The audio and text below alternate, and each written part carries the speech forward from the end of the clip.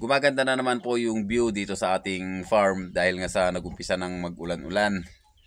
Bali yung mga damo ay tumutubo na ulit at yung paligid natin ay nagiging berde na naman dahil sa tumutubo na naman yung mga damo, and sana magtuloy-tuloy na para yung mga tanim natin na para sa ating mga alagang kambing ay mabilis lumaki. So actually yung mga napier natin ay binabawasan na natin para ipakain sa ating mga alagang kambing at tupa.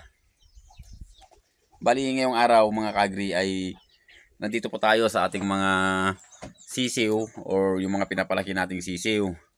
Bali magbababa kasi tayo ulit ngayon ng mga sisiw na yung for fattening dahil nga sa bibigyan nating daan or magbabakanti tayo ng mga kulungan para may paglalagyan tayo pagka namisa yung ating mga bagong naglilimlim na manok. So marami tayong naglilimlim na manok ngayon and marami pa rin nangingitlog. Bali itong batch na to yung ibababa natin kasi for fattening po lahat ito. Bali native po yung mga yan.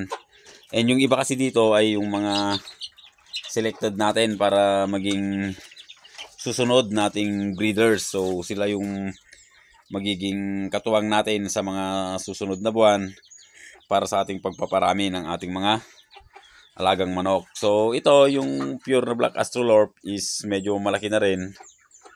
Hopefully sa susunod na mga buwan ay magpaupa na rin sila or maging ready to breed na rin sila. Pero sa ngayon is medyo maliliit pa sila. And sa Black Australorp natin, yan lang po yung na-produce natin. So naging mortality po yung iba. And konti lang po yung pinapisa natin na Black Australorp. And dito meron tayong mga mga Brahma. So yung isa ay hiniwalay muna natin dahil napilay. Bali hindi ko alam kung talagang sakit nila yung napipilay sila dahil meron tayong una is dalawa. So yun yung dalawang itim. Kaya hiniwalay natin sila. So itong dalawang itim ay medyo nakaka-recover na, nakakatakbo-takbo na. And ito is medyo malala ngayon. Itong abuhin na to. So sana makarecover din. Nilagay natin siya dito. Dahil mas maliit yung dalawa. And ito rin po yung ating mga napapisang Brahma. So malalaki na sila. Bali gagawin nating mga materialis lahat yan. Bali mag-ano lang tayo ng lalaki para hindi naman mag-inbreeding. So ayun nga. Kailangan nating magbakante ng mga kulungan dahil nga sa apat yung mamimisa nating manok, magkasunod-sunod po yun. And yung ibang manok natin is nasa breeding area natin, lahat ng for fattening is doon ko muna nilalagay dahil nga sa hindi pa naman natin mayakyat yung kulungan. Unang-una ay busy na po yung mga tao dahil nga sa nagumpisa na naman po yung time na magtanim ng palay, so land preparation na po sila. Kaya hindi po natin sila mapipilit kung na magdala dito ng kulungan dahil nga sa busy na rin po sila. Siguro sa mga susunod na buwan ay may lilipat na natin dito yung ibang kulungan. And para isahan na lang talaga dito sa aming farm.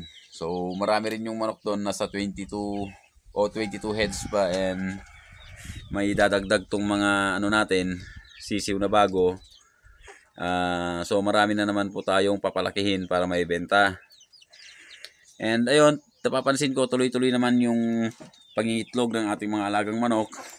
Yung ina ng mga sisiw natin na ibababa is tinanggal ko na rin para makapag-produce ulit. So paitlugin natin sila ng paitlugin mga kaagri para mas mapabilis po yung pagpaparami ng ating mga alagang manok.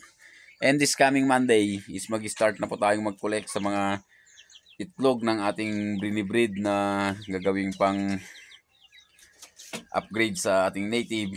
So magpapampisa po tayo sa incubator. Kasama na rin po siguro yung pure na natin doon dahil may pure tayong mga